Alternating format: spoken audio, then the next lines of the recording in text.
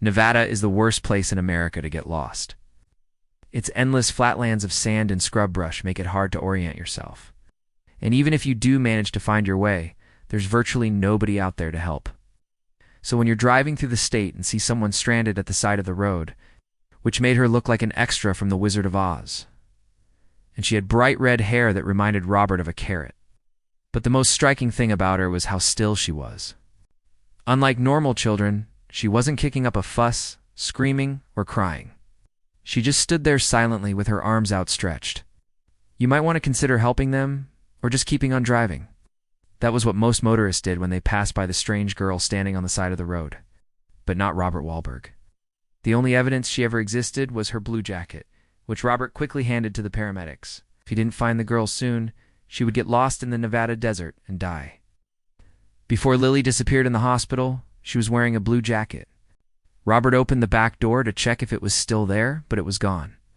Whoever the girl was, she had managed to slip it out of his car unnoticed, and that gave him an idea. The couple rushed back to their rental car and drove along the highway looking for any sign of the mysterious girl. But it was a fruitless effort. From that day forward, Linda's life became a series of desperate phone calls, dead ends, and false leads. Then 26 years later, she reappeared in the middle of nowhere. Only this time, she was older. A lot older. The desert is a big place, and Lily Adams was nowhere to be found. When she first heard the news of the mysterious girl, after searching for days, Robert and Cindy still hadn't found Lily.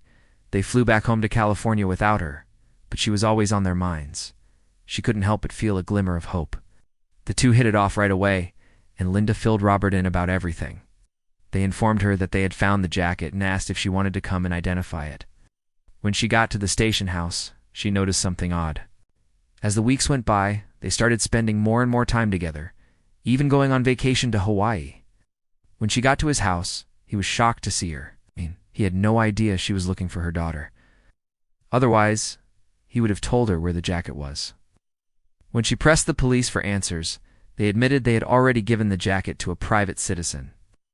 Robert thought he was falling in love with Linda, but she never felt the same way about him. How could they just give away evidence in a missing persons case? But there was nothing she could do about it except find the man who owned it. He didn't want to be involved anymore, and he certainly didn't want to be reminded of the mysterious girl. Maybe after all these years, she would finally be able to hold her daughter again. But that didn't mean she would stop looking for her daughter, not by a long shot. It was the same photo Robert had found tucked under his windshield wiper. Others say she was kidnapped and raised by a secretive cult. To her, Robert was a stranger and she didn't want to talk to him. She had no idea he was the one who found her daughter, only that he had valuable information. The police took them seriously this time and launched a full-scale search of the area. But unfortunately, it turned up nothing. They checked him and his family for injuries and took down their statement. But because they couldn't prove the girl existed, a young girl went missing in 1973. Almost 30 years later, the same girl appeared out of nowhere, then vanished again. Ow. The only clue she left behind was a jacket with the name Lily Adams stitched on the inside pocket. They said there was nothing they could do. There were no witnesses and no security cameras. And when she confronted him, he broke down and told her everything. In it, Linda pleaded with whoever had her daughter to bring her home. He told them to check all the hospitals in the area, but when they did, they came back empty-handed. No patients matched the girl's description, and none had recently escaped. The police were skeptical of Robert's story anyway. Robert eventually grew tired of being nothing more than a shoulder to cry on, so he tried to move on. Unfortunately for him, Linda was determined to find her daughter, dead or alive. They didn't believe a young girl escaped from a mental institution and wandered all the way to Nevada. Meanwhile, Robert just wanted to live a normal life. All the constant phone calls and searching was taking a toll on him, so he ended things with Linda. In September 1999, he was driving from San Francisco to Las Vegas with his wife Cindy and son Jason, who confirmed she had lent it to a relative of hers named Lily. That meant Robert and Cindy had found the missing girl, right? And ever since she'd received hundreds of tips, most of them leading nowhere. Until September 1999, Linda lived in the small town of Fallon, Nevada. On the morning of September 1st, 1973, she dropped her daughter off at the local grocery store so she could pick up some items. Well, not exactly. You see, Lily wasn't a relative. She was a daughter. When the last time anyone saw her, she was only 7 years old.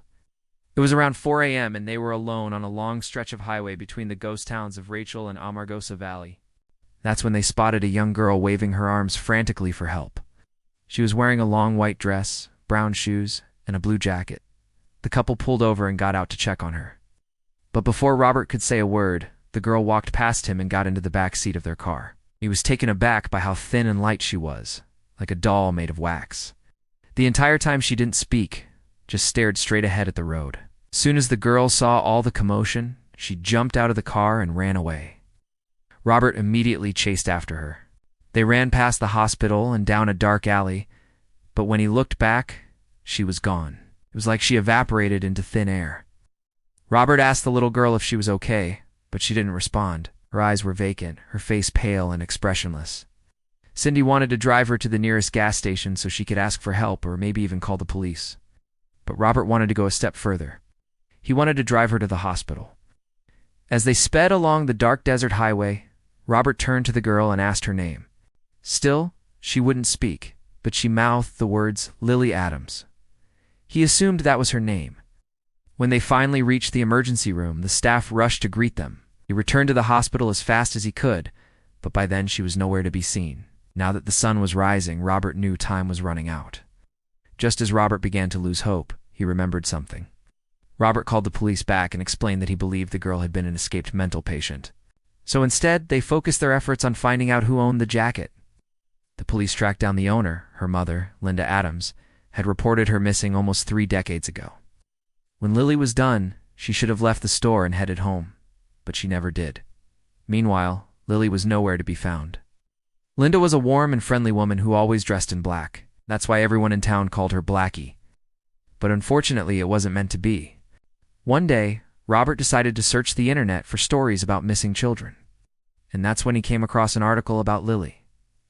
Robert immediately contacted Linda, but she wasn't happy to hear from him. After some convincing, Robert agreed to meet Linda in person. Every night, she would stare at the stars and cry herself to sleep. She relentlessly followed up on every tip, no matter how insignificant.